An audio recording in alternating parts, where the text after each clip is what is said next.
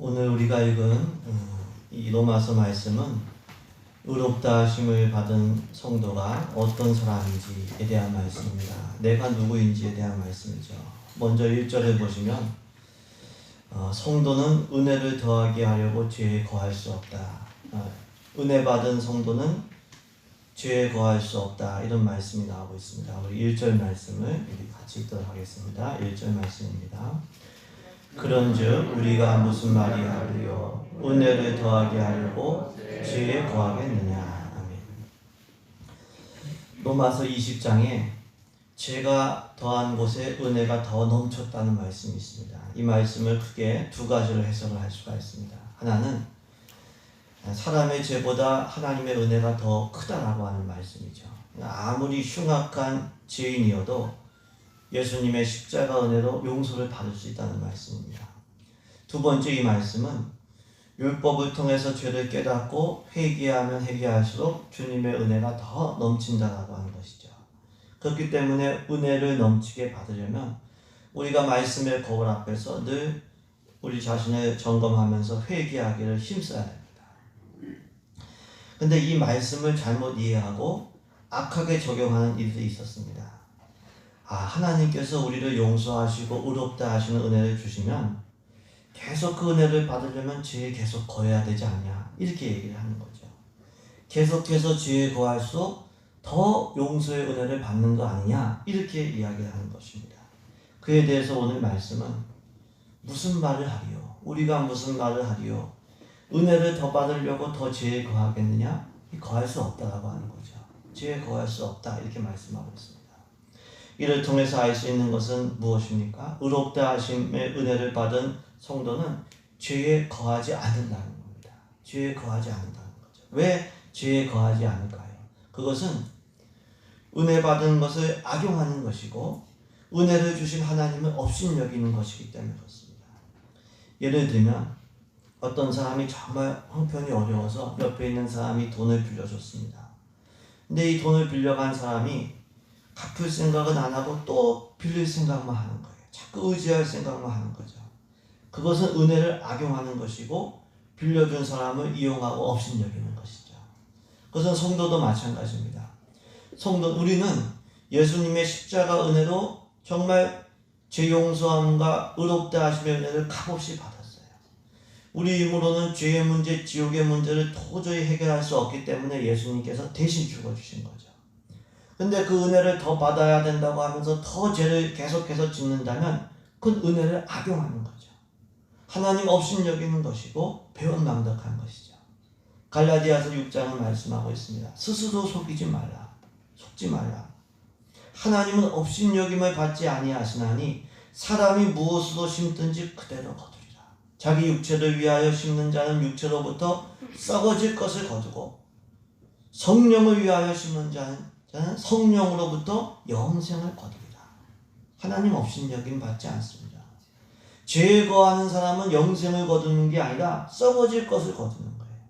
그렇기 때문에 은혜 받은 성도는 죄에 거해서는 안 됩니다. 우리는 죄에 거하지 않고 은혜 받은 자답게 살아야 될 줄로 믿습니다. 죄에 거하는 건 속는 겁니다. 성도는 은혜 받은 자로서 은혜 받은 자답게 살아야 됩니다.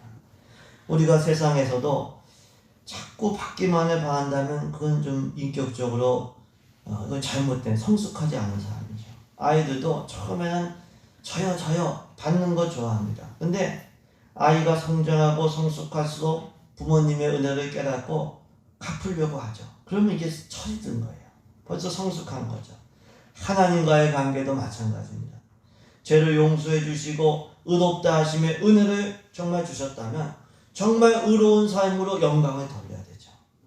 하나님의 자녀, 정말 죄인이지만 하나님의 자녀로 삼아주셨다면 이제는 하나님의 자녀답게 조금이라도 살려고 노력을 해야 되죠.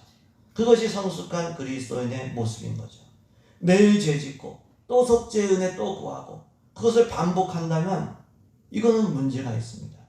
물론 우리는 어느 누구도 한순간도 속죄의 은혜 없이는 살 수가 없어요. 다 불안하고 불안정하고 다 죄인이에요. 하지만 속죄의 은혜만 구하지 말고 성화의 은혜도 구하면서 성화된 모습으로 영광을 돌려야 됩니다. 그때 하늘 아버지의 기쁨이 될 줄로 믿습니다. 우리가 은혜 받은 자답게 하늘 아버지의 기쁨이 되시길 주님의 이름으로 축복합니다. 성숙한 신앙 되시길 주의 이름으로 축복합니다. 이렇게 의롭다 하심의 은혜를 받은 성도는 죄에 거하지 않습니다. 자기가 받은 은혜가 정말 귀함을 아는 사람은 죄에 거하지 않습니다. 더 나아가서 죄에 거할 수도 없다고 말씀하고 있어요. 왜 그럴까요? 죄에 대해서 죽었기 때문에 죄에 거할 수가 없는 거예요. 성도는 그리스도 예수와 합하여 세례를 받을 때 예수님의 죽으심과 합하여 세례를 받았다. 이렇게 말씀하고 있습니다. 우리 2절과 3절 말씀을 우리 같이 들어가겠습니다. 2절과 3절 말씀을 같이 읽습니다. 그럴 수 없느니라. 죄에 대하여 죽은 우리가 어찌 그 가운데 더 살리요. 무릇 그리스도 예수와 합하여 세례를 받은 우리는 그의 죽으심과 합하여 세례를 받은 줄을 알지 못하느냐. 세례에는 크게 두 가지 의미가 있습니다. 하나는 죄를 씻는 의미 있고 하나는 연합의 의미가 있습니다. 근데 오늘 본문은 세례 의식에 담긴 이 연합의 의미에 대해서 말씀하고 있는 거죠. 세례를 받을 때 이제 보통 이제 약식으로 물을 이제 몇 방울 이제 살짝 뿌리는데요. 처음에는 그렇지 않았어요. 강물에 싹 들어갔다가 나오는 거죠. 그건 뭘 의미하냐면은 예수님과 연합해서 쑥 들어가는 것은 죽었다가 다시 살아나는 것을 의미하는데요. 예수님과 연합해서 물에 들어간다고 하는 것은 옛사람이 죽는 것, 죄에 대해서 죽는 거예요. 그리고 다시 이제 물 위로 올라온다라고 하는 건 뭘 의미하냐면 예수님의 부활 생명으로 새 사람이 되어서 이제는 산다라고 하는 것을 의미하죠. 그렇기 때문에 예수님과 합하여 세례를 받은 성도는 이건 이미 죄에 대해서 죽은 성도예요. 죄에 대해서 죽었어요. 죄에 대해서 죽었다고 하는 것은요, 더 이상 나와 죄와는 이제 관계가 없는 거예요. 그렇기 때문에 죄와 단절된 성도가 죄에 거할 수는 없다라고 하는 거죠. 이를 통해서 알 수 있는 것은 무엇입니까? 성도는 죄에 대해서 죽은 사람이라고 하는 거예요. 의롭다 하심을 받은 성도는 죄에 대해서 죽었어요. 이제는 죄와는 상관이 없고 죄와는 단절되었기 때문에 죄에 거할 수가 없습니다. 이것을 알아야 된다고 말씀하고 있습니다. 3절에 무릇 그리스도 예수와 합하여 세례를 받은 우리는 그의 죽으심과 합하여 세례를 받은 줄을 알지 못하느냐, 이렇게 말씀하셨어요. 예수님과 연합하여 세례를 받았다면 죄에 대해서 죽었음을 알아야 된다고 하는 거예요. 이제는 죄에 대해서 영적으로 법적으로는 관계가 없어요. 예를 들면은 우리가 회사에 들어갔는데 정말 못된 사장을 만났어요. 그래서 사표를 쓰고 회사를 나왔어요. 그리고 정말 인격적으로 대우해주는 그런 회사로 들어갔습니다. 근데 일하다 보니까 옛날 사장이 부르는 거예요. 안 오면 죽이겠다고 이렇게 얘기하는 거예요. 그럼 그 회사에 가겠습니까? 안 가죠. 갈 필요가 없어요. 왜? 법적으로는 이미 끝난 관계예요. 뭐 핸드폰에는 전화번호도 있고 뭐 이렇게 여러 가지 그런 느낌들도 있겠지만 이미 끝난 관계. 이미 홍해를 건넜기 때문에 애굽에 가서 종살이 할 필요가 없죠. 우리는 예수님과 연합하고 예수님께 이제 속했고 예수님과 결혼했기 때문에 이제는 죄와는 이별했어요. 예수님 안에 있기 때문에 죄의 결과인 지옥 가는 우리와는 상관없는 자가 되어 있어요. 이것을 알라고 말씀하고 있어요. 죄가 유혹하고 마귀가 불러도 응대할 필요가 없어요. 왜? 죄는 우리에게 왕노릇할 수가 없고 우리는 죄에게 종노릇할 필요가 없어요. 이것을 아시길 주의 이름으로 축복합니다. 남편에게 매맞는 한 여인이 있었습니다. 근데 그 남자는 처음부터 속이고 결혼한 사기꾼이었어요. 정식으로 법정에서 이혼을 했어요. 그리고 정말 보아스처럼 좋은 사람을 만나서 새 생활을 시작을 했습니다. 근데 예전 남편이 자꾸 연락을 하는 거예요. 돈 달라, 뭐 하라. 그럼 응답할 필요가 있을까요? 필요가 없는 거죠. 왜? 법적으로는 끝난 관계이기 때문에. 자꾸 연락 오면 경찰서에 신고하면 되고 신랑하고 같이 나가면은 그러면 곧바로 해결돼요. 죄가 자꾸 유혹을 해요. 혼자 힘으로는 이길 수 없어요. 근데 예수님과 함께 나가면 우리의 신랑 되신 예수님과 함께 나가면 반드시 이깁니다. 이것을 알고 적용하시길 주의 이름으로 축복합니다. 왜 모르면 자꾸 마귀가 거짓의 아비기 때문에 또 속이고 너 죄인이야. 너 죄성 있잖아. 자꾸 속이고 또 우리를 무력화시키기 때문에. 요한복음 8장 32절에 진리를 알지니 진리가 너희를 자유롭게 하리라. 이게 말씀하세요. 이 진리를 알고 우리가 죄에 대해서 죽었음을 알고 적용함으로 자유를 누리시길 주님의 이름으로 축복합니다. 물론 여기서 또 한 가지 알아야 될 것은 우리가 죄에 대해서 죽었다고 하는 것은 법적으로 영적으로 죽었다는 것이지 육신 안에 죄성까지 죽었다는 의미는 아니에요. 이건 우리가 늘 기억해야 돼요. 용서받고 의롭다 하심의 인정을 받았어도 여전히 우리 육신 안에는 우리가 육신을 벗기 전까지는 죄된 경향이 있습니다. 근데 또 알아야 될 건 뭐냐면은 우리 안에 죄성만 있느냐? 그렇지가 않아요. 성령으로 거듭날 때 성령께서 주시는 새로운 본성이 있어요. 새로운 능력이 있어요. 그러니까 이 둘이 항상 전쟁을 합니다.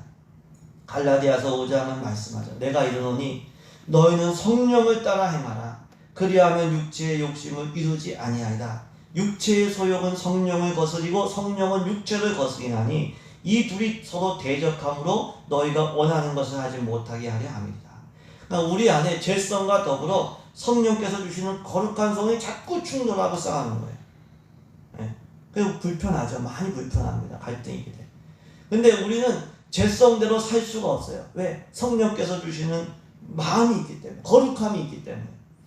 세상 사람들은 죄성대로 살면 재미 봤다고 얘기해요.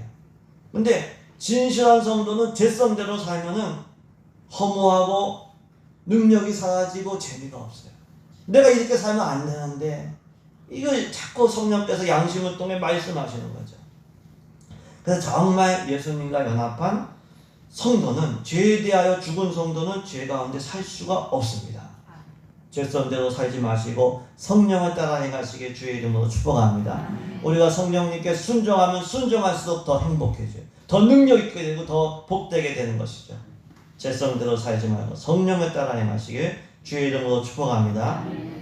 이처럼 성도는 예수님과 연합해서 죄에 대하여 죽은 사람.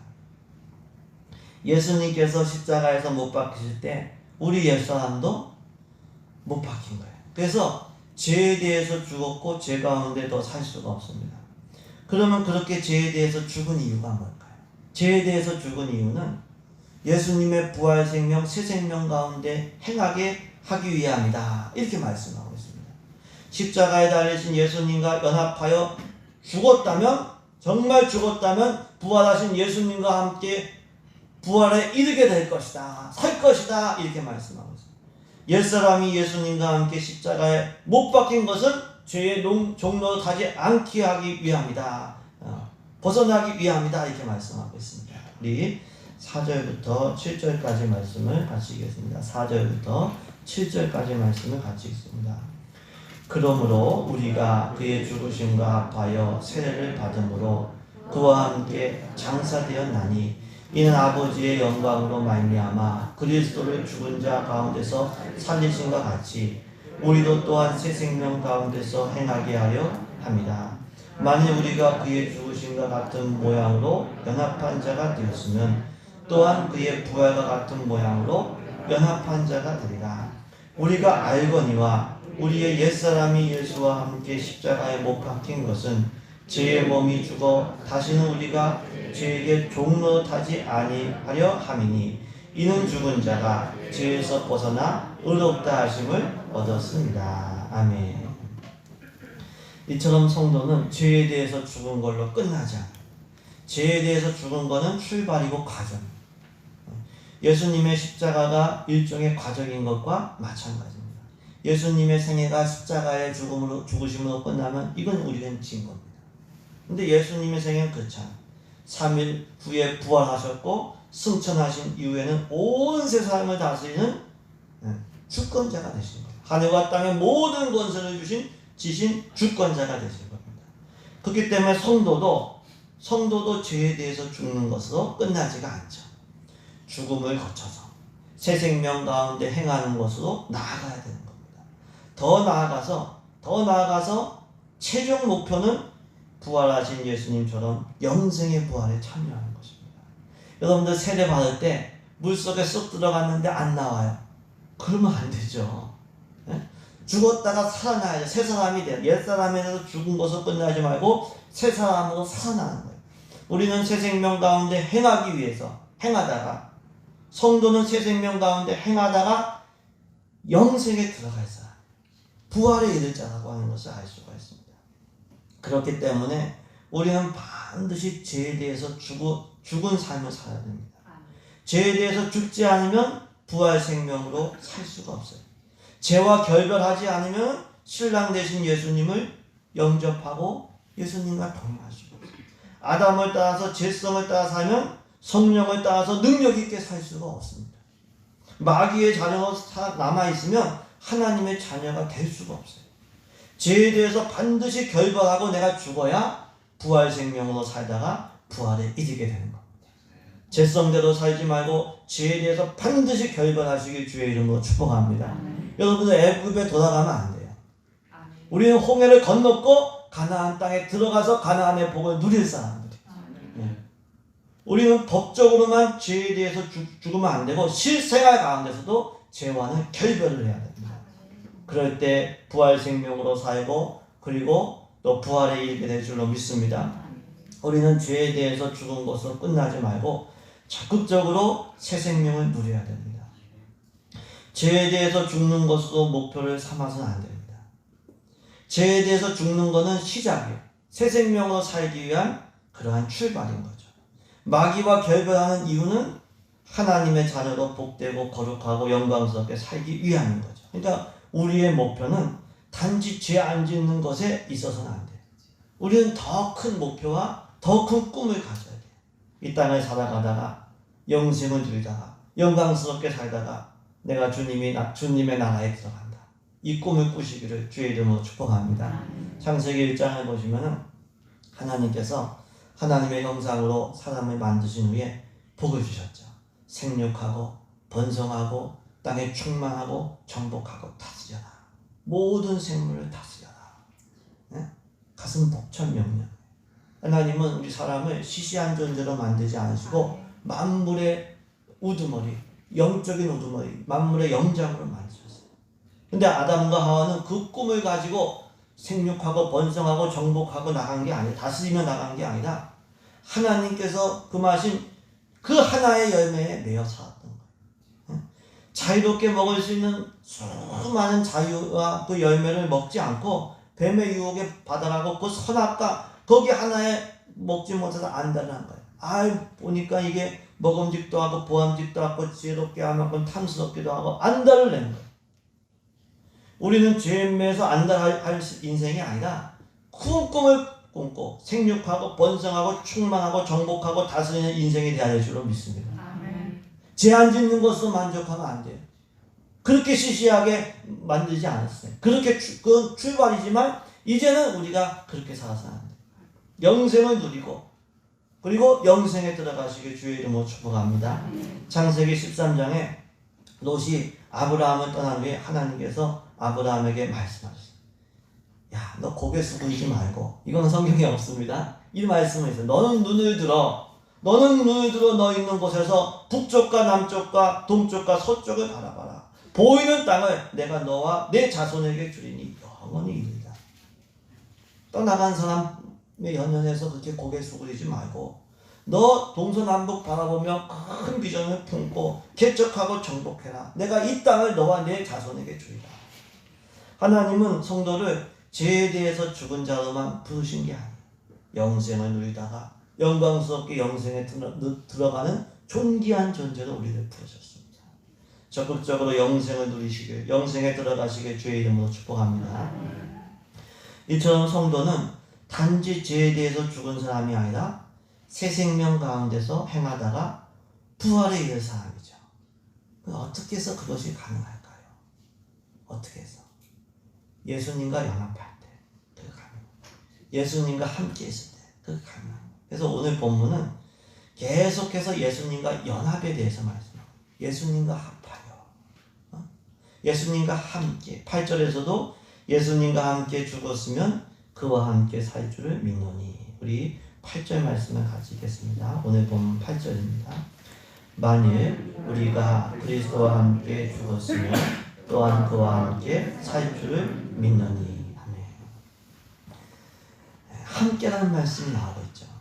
우리 스스로의 힘으로 죄에 대해서 죽는 게 아니에요. 마귀는 우리 안 놔주려고 합니다. 우리 스스로의 힘으로 마귀와 죄와 결발하고 지옥과 상관없어지는 거 아니에요. 우리 스스로의 힘으로 영생을 누리다가 부활에 이르는 거 그거 아니에요. 오직 예수님과 연합함으로 가능합니다. 예수님 안에 있을 때만 죄에 대해서 죽은 사람이 돼요. 예수님과 함께 있을 때만 새 생명 가운데 행하다가 영생에 이를 수가 있는 겁니다. 이를 통해서 알 수 있는 것은 무엇입니까? 성도는 예수 그리스도와 함께하는 사람이다. 이것을 알 수 있어요. 성도는 예수 그리스도와 연합한 사람이고 예수님 안에 머무는 사람이에요. 예수님을 믿는다는 것은 예수님을 지식적으로 우리가 아는 것이 아니라 예수님과 연합한다는 것이고 예수님과 동행한다는 거예요. 믿음은 연합이고 함께하는 동행인 것이죠. 그래서 우리는 외롭게 살지 말고 항상 예수님과 함께 살아야 돼요. 주님과 늘 대화하며 살아야 돼요. 혼자 고독하게 사는 것은 성도의 삶이 아니죠. 예수님과 연합하고 예수님과 함께 동행하는 것, 이것이 성도의 삶인 줄로 믿습니다. 주와 같이 길 가는 것 즐거운 일이 아닌가.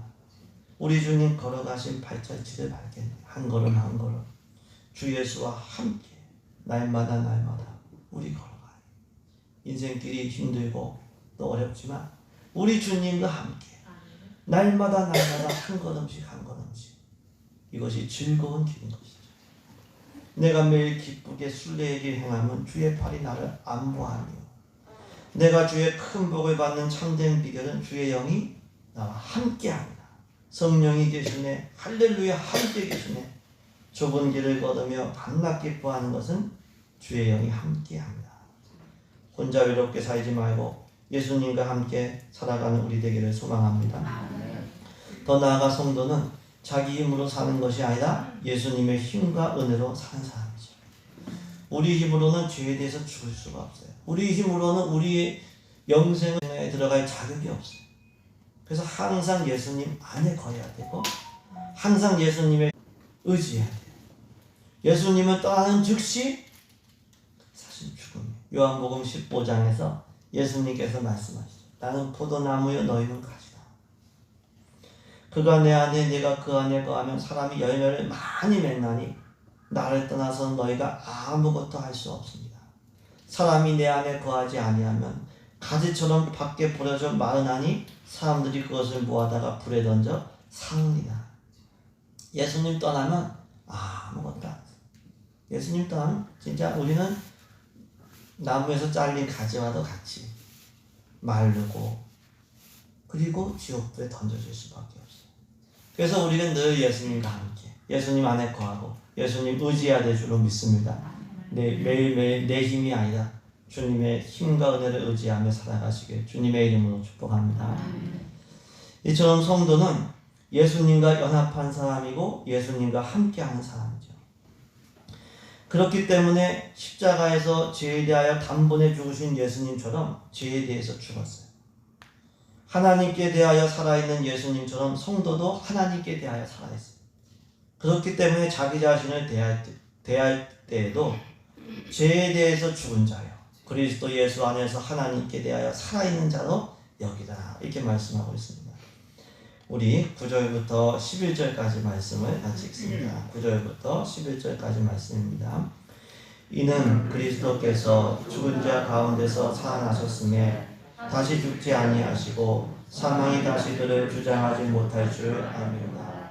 그가 죽으심은 죄에 대하여 단번에 죽으시며 그가 살아계심은 하나님에 대하여 살아계심이니 이와 같이 너희도 너희 자신을 죄에 대하여는 죽은 자요 그리스도 예수 안에서 하나님께 대하여는 살아있는 자로 여길지어다. 아멘. 죄에 대해서 죽었다는 것은 아까도 말씀드렸듯이 죄와는 이제 관계가 없다는 거죠. 그럼 반대로 하나님께 대하여 살아있다. 이거는 하나님과는 관계가 있다는 거예요. 나는 이제는 하나님의 영광을 위하여 살아갈 하나님의 자녀가 됐다는 거죠. 그리고 하나님의 영광과 능력과 은혜가 있는 하나님의 사람이 되었다고 하는 거죠. 죄와는 관계가 끊어졌고 하나님과는 관계 속에서 살아가는 거예요. 그렇기 때문에 우리가 우리 자신을 대할 때도 나는 누구인가? 죄에 대해서 죽은 자예요. 예수님 안에서 하나님에 대해서는 살아있는 자로 여기라. 이렇게 말씀하고 있습니다. 그렇게 여기라고 했어요. 이를 통해서 우리가 자기를 어떻게 생각하느냐가 참 중요하다고 하는 것을 알 수 있습니다. 거룩한 자아상을 가지는 것, 이건 정말 중요한 일입니다. 왜 그럴까요? 사람은 자기의 자아상대로 행동하기 때문에 그렇습니다. 민수기에 나오는 이 10명의 정탐꾼처럼 나는 메뚜기다. 난 메뚜기야. 그럼 메뚜기처럼 행동하는 거예요. 자기를 무슨 무능력하다고 생각하기 때문에 하나님이 약속하신 일이지만 도전 안 해요. 그리고 하나님 말씀에 불순종합니다. 어차피 안 된다고 생각하기 때문에, 불가능하다고 생각하기 때문에. 반대로 자기를 죄에 대해서 죽은 자로 여기는 사람은 죄의 유혹이 와도 예수님과 함께 거절해요. 나는 그런 사람이 아니야. 나는 죄의 종로 탈 사람 아니야. 난 영광스럽게 살 사람이지. 그렇게 거절하는 거예요. 마귀가 억압을 하려고 해도 예수 이름으로 대적하죠. 옛날에는 자아상이 없을 때에는, 거룩한 자아상이 없을 때는 마귀가 억압하면 교회 나가면 안 되나? 이렇게 생각을 해요. 안 나가기도 하고. 근데 거룩한 자아상이 생기면, 죄에 대해서 내가 죽고 하나님께 살았다, 이 자아상이 생기면 마귀가 오면은 예수 이름으로 대적하고. 이게 어디서 장난치냐? 예수 이름으로 대적하고. 자신을 하나님께 대하여 살아있는 자로 생각하는 사람은 하나님 영광을 위하여 살아가는 거예요. 그러면 하나님께 쓰임받는 거죠. 요셉처럼 쓰임받는 거예요. 그래서 자아상이 참 중요합니다. 말씀의 기초에서 거룩하고 복된 자아상을 가지시길, 세워가시길 주의 이름으로 축복합니다. 왜 우리가 말씀 위에 세워야 될까요?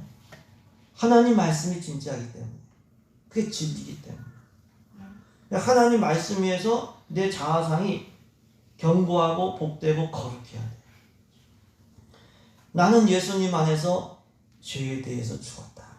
나는 예수님 안에서 죄의 결과인 지옥과는 상관없는 사람이 되었다. 나는 예수님 안에서 하나님의 사랑과 복을 누리는 하나님의 자녀가 되었다. 아멘 하시고 이 자아상으로 만들어 가시길 주의 이름으로 축복합니다. 아멘. 나는 내게 능력 주시는 예수님 안에서 무엇이든지 하나님의 뜻대로 할 수 있다. 네. 나는 예수님 안에서 승리자다. 아멘. 나는 예수님 안에서 복 있는 자다. 아멘. 이 자아상으로 만들어 가시길 주의 이름으로 축복합니다. 아멘. 출애굽 1세대는 애굽을 떠났고 하나님의 은혜 가운데 시내 산에서 하나님과 언약을 맺어서 하나님의 백성이 이미 되었습니다. 근데 이 의식은 거룩한 자아상이 없었어요. 노예 의식으로 충만했어요. 옛날의 노예 의식. 좀 안 되고 힘들면 불평하고 원망하고, 하나님 백성이면 순종해야 되는데 하나님 말씀에 정면도 순종하지 않고 광야 40년 동안 훈련받다가 죽었어요. 복된 게 아니죠. 우리는 하나님 말씀에 기초해서 거룩한 자아상을 이거 만들어 가죠. 그럴 때 자아상대로 행동하게 되고 거룩하고 복되고 능력 있게 살아가게 되는 줄로 믿습니다. 더 나아가서 우리는 우리의 신분과 권리를 알고 계속해서 주장해야 돼요. 11절에 여길지어다 현재 시제인데, 현재 헬라어 현재 시제는 계속의 의미가 있어요. 마귀가 아무리 너는 못났어, 너는 죄인이야 말해도, 유혹해도 우리는 우리의 신분과 권리를 알고 계속해서 주장해야 돼요. 나는 이미 죄에 대해서 죽었어. 나는 너와 상관없어. 이게 세상 법정에서도 소송 사건이 사람이 죽거나 이렇게 되면은 더 소송 사건이 진행되지가 않죠. 우리는 죄에 대해서 이미 죽은 거예요. 이걸 알고 계속해서 주장해야 돼. 그래서 오늘 본문은 알지 못하느냐 우리가 알거니와 알미로다, 이 말씀이 반복되어 나오고 있는 거죠. 하나님 말씀을 통해서 분명히 알고 내가 누구이고 나의 권리가 무엇인지를 분명히 알고 그 신분대로 살고 그 권리대로 주장하며 살아야 될 줄로 믿습니다. 이게 믿음으로 사는 거예요. 믿음으로 산다는 것은 내 감정대로, 내 느낌대로, 내 죄성의 요구대로, 상황대로 사는 게 아니라 말씀대로 사는 거예요. 하나님 말씀이 가르쳐주신 내 신분대로 살고 하나님이 말씀이 가르쳐주신 내 권리대로 주장하며 살기를 주의 이름으로 축복합니다. 아멘. 내가 기도할 때도 나는 하나님의 자녀로 예수님 안에서 하나님 자녀로 기도한다. 나는 기도할 권리가 있고 응답받을 특권이 있다. 아멘. 우리가 믿음으로 우리의 신분대로 살고 믿음으로 우리의 권리를 주장하며 사시길 주의 이름으로 축복합니다. 그럴 때 정말 의롭다 하심으로 받은 것으로 끝나지 않고 의로운 삶으로 나아가는 거죠. 성화된 삶으로 거룩한 삶으로 영광 돌리시길 주님의 이름으로 축복합니다. 아멘.